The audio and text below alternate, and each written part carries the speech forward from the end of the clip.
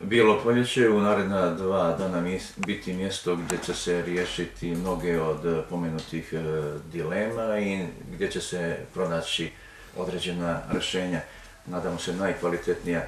Zašto baš Bijelo polje, s obzirom da prethodna 2 skupa su održana na jugu, kako rekao ste, Kotoru, Herceg Novom, Danilogradu? Pa evo da vam Bijelo polje je prepoznato iz više razloga. Bijelo polje ima tradiciju dobrog domaćina, to moram istaći, iako je možda zvuči neskromno, ali dobrog domaćina u smislu svih kulturnih dešavanja koja se dešava, znate i sami. Od Ratkovićevih večeri kad dolazi veliki broj internacionalnih, znači, gostiju iz inostranstva. Znači, od Tamburaškog međunarodnog festivala gdje dolazi veliki broj gostiju tokom ljeta u naš grad. Zatim, dramski festival koji se održavaju u Bijelom polju, to su ta neka kulturna dešavanja. Znači, naučni skupovi koji se dešavaju u Bijelom polju, koji su zapaženi, znači, iz raznih oblasti, a nakon toga u Bijelom polju su, relativno da kažem i nedavno, osnovani fakulteti, sad već imaju 4-5 fakulteta u našem gradu, koji su zaživjeli, koji funkcionišu i koji su se uspostavili kao značajne obrazovne jedinice. Osim toga imaju značajne i srednje škole, gdje egzistira veliki broj profesora, znači veliki broj medija u Bijelom polju, funkcioniše veliki broj dopisništava i sve to daje neki značaj u tom, da kažem, smislu infrastrukture. Međutim, Bijelo polje je prepoznato i kao grad domaćin ovog naučnog skupa, kao što ste rekli, iz samog tog razloga što je sjever. Znači, skupovi su održani na jugu, kolegi koji dolaze iz, evo sad da kažem, inostranstva, možda su imali priliku da vide naše primorje, da osjete kako to sve izgleda.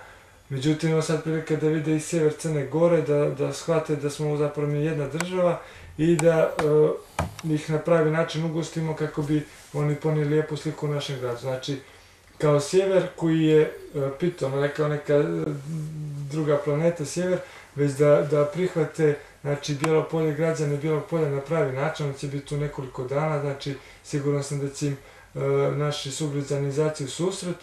I naravno, Bijelo polje je prepoznato zbog tih, osim kulturnih dešavanja koja se odvija u našem gradu, i zbog tih prirodnih ljepota, znači imat će priliku da se oni upoznaju sa svim tim dešavanjima, a osim toga cilj je da se ide na neku decentralizaciju, znači najlakše bi bilo organizatorima da svake godine bude u Podgorici pa da tamo dođe 30 ljudi i zbog smještaja, i zbog putovanja, i zbog troškova.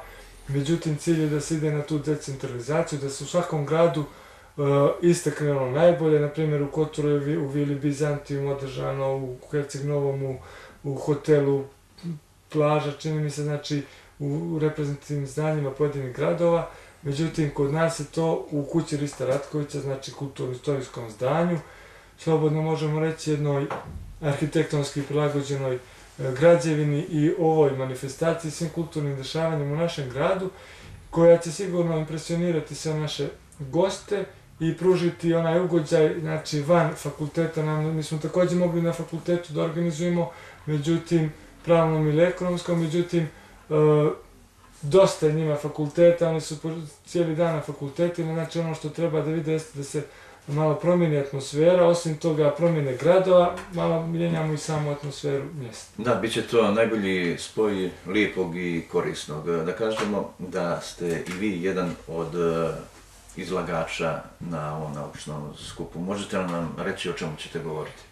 Da, evo, prije nego što kažemo o sebi, pomenut ću ono što ste mi prethodno pitali, da je veliki broj izlagača, na primjer poput Dubravke Valis Nedeljković iz Novog Sada, zatim Dejana Pravice, Nataše Ružić, pored Mima Draškovića i Željka Rutovića, tu su još i Nikša Grgurović iz Podgorice, zatim iz Mirko Sebić iz Novog Sada, znači sve poznate imena u svijetu teorije i medija, Đorđe Obradović, doktor iz sveučilišta u Dubrovniku, na razne teme, znači razni stručnjaci za pojedine oblasti, Janko Nikolovski iz Makedonije, iz Skoplja, znači doktor Veselin Drašković, poznati profesor iz Crne Gore koji predaje u Rusiji, znači Josip Čerina iz Zadra, Radenko Šćekić koji je naš Bilopoljac koji radi u institutu istorijskom u Podgorici, zatim evo Anđelka Rogač iz Ministarstva vanjskih poslova, zatim Drago Martinović iz Širokog Brijega, zatim Bernardica Milićević iz Mostara, znači Dijana Gupta, Marina Mikulić, Miloš Lalević, Zoran Bošković iz Zavoda za školovanje i profesionalnu rehabilitaciju invalidne djece. Znači, spoje i teoretičara i praktičara i ljudi koji nisu direktno povezani sa medijima, ali mediji utiču na te njihove oblasti. Tako da, evo, ja sam iz neke svoje perspektive pokušao da ukažem na to kako mediji utiču na te oblasti i za temu izabrao koncentraciju medija. I naslov ovoga teksta, znači nosi naslov Novi medijski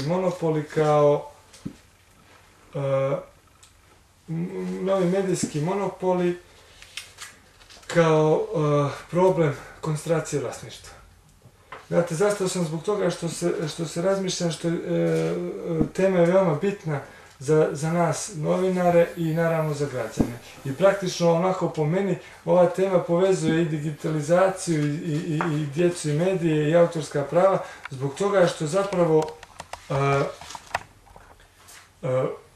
od vlasništva, od vlasničke strukture, od vlasnika i zavisi kako će medij biti postavljen, kakva će da bude medijska politika i kako će taj medij da funkcioniše i nakon toga utiče na javnost.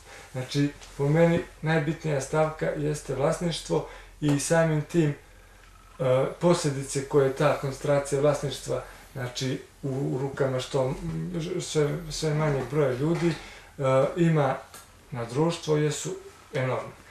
Evo, ako imamo vremena, ja mogu reći ukratko i kako sam postavio znači, ta svoja izlaganja. Ono što je bitno pomenuti jeste da se nekada ili do danas država prepoznavala kao monopolista do možda 80. godina prošlog vijeka, da se to deregulacijom medija izmijenilo i da je došlo do nekih novih trendova u svijetu medija, pojavom privatnih kompanija, korporacija, komercijalnih medija koji se, znači, od tad još od 80. godina sve više u Evropi i Americi bili osnaživali svoju poziciju.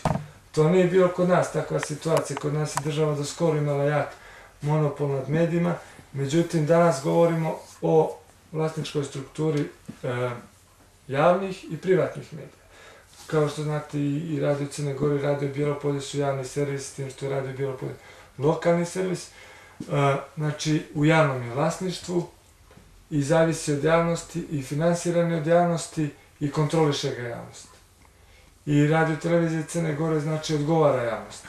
Ono što je bitno napomenuti za tu koncentraciju vlasništva jeste da država više nije monopolista koji određuje šta će se, kad će se emitovati, koja određuje, znači država jedino može da ima monopol ili da kažem prevlast u tom smislu frekvencija, dodjele frekvencija, s tim što se danas i to sve mijenja. Zatim država može da bude monopolista time što donosi zakone, znači zakonsku regulativu, a ostalo znači veći su uticaji u privatnim medijima, znači komercijalnim privatnih vlasnika. Znači, ono što je bitno jeste pomenuti kod tih komercijalnih medija u svijetu, a to više trend sada i kod nas, jeste taj, da kažem, trend nakon političkog faktora, te deregulacije medija, promjene politike u pojedinim državama, dolazi to tehnološkog razvoja i tehničkog i napretka. Naprimjer, na početku su bili od sredine 70. godina sateliti, pa smo onda došli, ne znam, evo danas do interneta, pa sad umjesto kaseta snimamo na CD ili na kompjuter ili na USB, pa onda to su sve neka tehnička pomagala koja nam omogućavaju enormne, znači nezamislive stvari do prije samo 10-ak možda godina, a danas je to sve u rukama tih medijskih magnata, pa u rukama 10 najmoćnijih kompanija su i sve vodeće televizije, i sve vodeće radio stanice, i dnevne novine i magazine. Na kraju nam recite, premda ste već o tome nešto govorili, ali nije na odmet da još jednom apsolviramo. Da li će nakon ovakvog skupa biti donijeti određeni zaključci ili nešto slično? Pa da, planirano je, dobro ste primijetili, naravno da se nakon sličnih skupova dođe do nekih zaključaka i planirano je da tog radnog dana budu 4 sesije, 4 ove teme pomenute, a da se organizacijni odbor u saradnji sa, znači, koga čine i sa inicijativnim odborom, koga čine jedno 15 ljudi iz Crne Gore i regiona, sastane u nedelju opet u kući Rista Ratkovića, da donese zaključna razmatranja, zaključi šta su bile te najvažnije tačke, kako možda da se nešto promijeni od svega toga, ukoliko naravno, kao što ja kažem, da ima posljedica, ukoliko ih zaključimo da ih ima, i da se dogovore teme za naredni skup i mjesto održavanja. Planirano je najvjerovatnije, znači, da se naredni 5. medijski dijalozi održe u prestonici Cetinju i planirano je i dolazak gradonačelnika Aleksandra Bogdanovića, znači da se on upozna sa svim tim kako to sve funkcioniše i da već od koliko je, znači, naredne sedmice počnu sa pripremama tog skupa. Opet, možda se neko zapitati zašto Cetinje se sada bira, znači opet idemo na tu decentralizaciju i opet Cetinje ima da ponudi dosta kulturnih vrijednosti i opet je grad koji je možda u jednom smislu zapostavljen, poput i Bijelog Polja, znači gdje se većina održava u Podgorici tih manifestacija, znači idemo na to da se struke i nauka izmjeste iz učionica i iz gradova koji su nekako vezani za to, znači da se i po Crnoj Gori usmjeri tako dešavanje. Želim vam uspješan skup i zahvaljujem za razgovor. Naravno, ja se zahvaljujem svim vama iz Radija Crne Gore i na pozivu i posebno vama, gospodine Kljajeviću, i naravno svim našim kolegama koji prate sva ova dešavanja.